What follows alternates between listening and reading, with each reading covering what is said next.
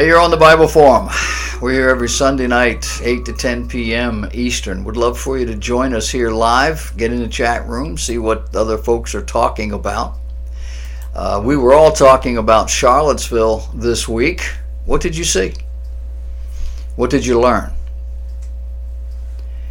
Racial wars on the streets 150 years after the issue was legally settled. 50 years after the government agreed to give black folks and others the financial and medical benefits they wanted and needed. This in a country where the poorest are able to rise above their poverty and not simply make a living, but to excel. So what's going on? Well, it's easy to look at your circumstance and blame other people if you're not where you think you ought to be. It's a little harder to take responsibility for your circumstance and get out and actually do something. Now, nobody says this aloud, but in America, if you are struggling socially or financially, it is almost always because of something in you, not in others. Others are what others are. And you can't change that. But you can change you. The white supremacists are fighting a battle that just doesn't exist. The black supremacists are fighting a battle for more or better handouts, recognitions, exaltations of some sort or another. And both groups will listen to me saying this stuff, and both of them will accuse me of racism and or bigotry. But look at it. If you can walk and talk in this country, you can work. And you don't even have to walk. If you show up on time and you do what you're told, and you don't lie, and you don't steal, you will always have a job. We are rocketing into a highly technical world. What are you doing about that? You say, well, I can't afford college. I can't afford technical school. Some of the most successful people in the technical fields never went to college, never went to technical school. CNBC did a piece on the number of commercial truck driving jobs that go wanting. This was in 2014. At that time, the number hovered somewhere around 30 to 35,000 jobs. Truck drivers make good money, especially the good ones. What's the problem? Why can't we find truck drivers in America? Drugs. They can't pass the drug test. It's a commercial license. You got to pass the test. You can't do it. And that's not America's fault. That's not my fault. That's not a racist thing. This month, August 2017, the U.S. Labor Department issued a report saying that the economy added 1 million jobs in just the last 6 months. Didn't say that it added 1 million white jobs. Didn't say that it added 1 million black jobs. Just jobs. And the number of men between the ages of 25 and 54 today not looking for jobs is higher than it was in the 1970s. Ask the internet what jobs are available to people without qualifications. I did. It gave me over 150 types of jobs from all over the country. Call center workers, post office workers, customer service, drivers, type from home jobs, all kinds of jobs.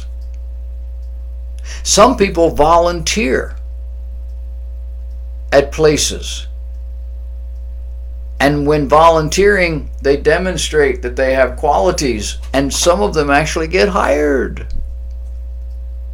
It's a way that businesses have of screening out the chaff without running amok of the law and getting sued. People take part-time jobs that turn into full-time jobs. People sign up for internships, or they go to community college or technical school, perhaps sponsored by companies looking to hire. Here in Charleston, Volvo is coming to town, and they're advertising they will train you free in a technical school. Boeing is here already, and they do the same kind of thing. And there are more.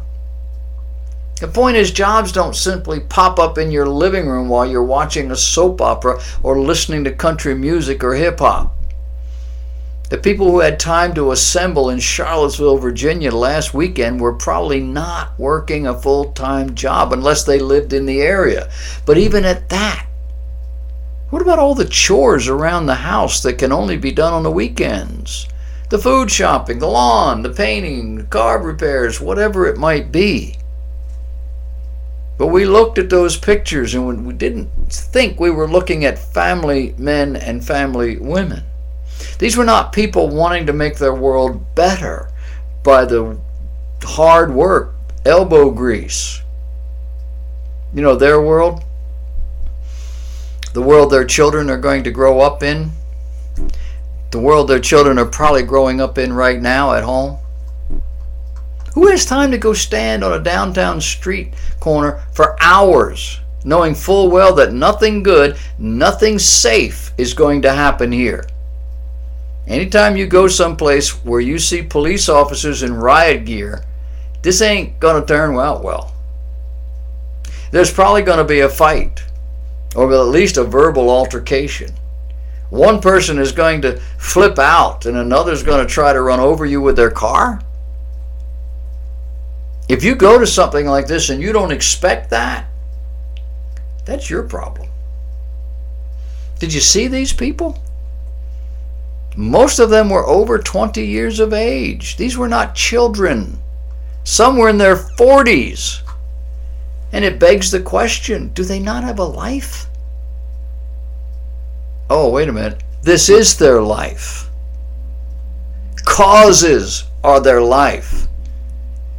Which kind of gets to the heart of the matter, doesn't it? The so-called inconvenient truth. Most people in America are not really too bright. Not where common sense is concerned. And an IQ of 140 does not shield you against stupidity. But in America, the average IQ is only 98. We are ranked 19th in the world in terms of IQ.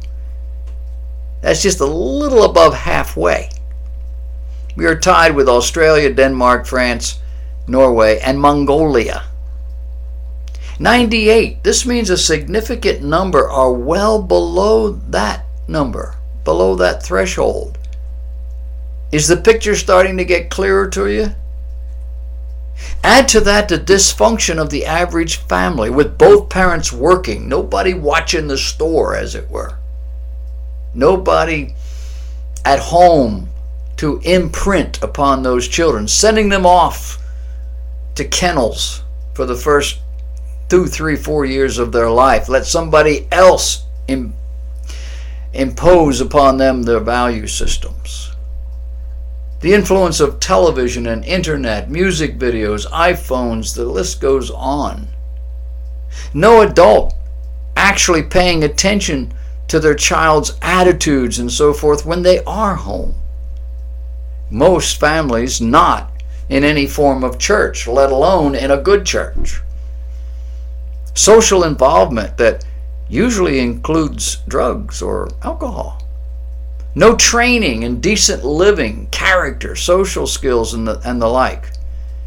Parents trusting the school system to educate their children. Parents not knowing who their children's friends are, or where any of them are at the moment. Educated people are on television every day telling you that America is a racist country. Is that objectively true? No. Do you have the information or the ability to know that this is not true? Yes. Official and social America has bent over backwards to not be racist. So why do we still hear the drumbeat? Because there's power in reinforcing that mantra. Because the media fuels this mantra. Because there's money to be made with this mantra. Because as long as this is thought to be truth, I don't have to change. And our children are being indoctrinated with this in our school systems and in our colleges. And believe me, everyone involved knows I'm telling the truth. Everyone involved except the poor pawns out on the streets and in the barricades. They're the victims. And the power brokers don't care. They want to be elected to office because being elected to office, public office, is a clear path to power and wealth. They want to be viewed as advocates. I'm on your side. More power, more wealth. They want to be on TV. Power, wealth. Last weekend, a woman died needlessly. Why? Well, from her side of it, she was somewhere dangerous. And she apparently didn't know it. She, along with everyone else, engaged in playground antics with real weapons. In this case, an automobile. Who could have anticipated any of this? I say anybody with half a brain. Those people all went there for that kind of play, horseplay, violent play. And our minders stood back and smiled and said, go for it. And they just spent a whole week, they'll spend a month, making hay over it.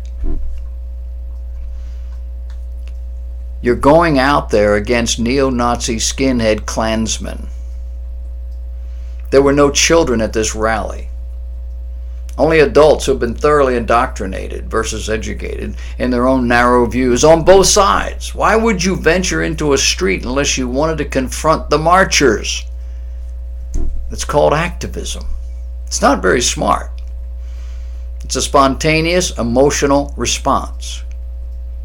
You do realize there are groups in this country with large amounts of money doing nothing more than paying people to demonstrate against any and everything truly American, right? You know that.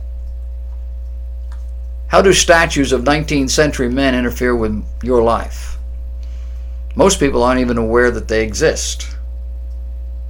Well, they represent racism. They represent a terrible war. They represent slavery. These statues are not maintained by governments longing for those good old days. They're there to represent Southern culture. Yeah, that's the problem. Well, listen, Northern culture ain't so pure. Or that there isn't anything in everybody's history that they're not proud of.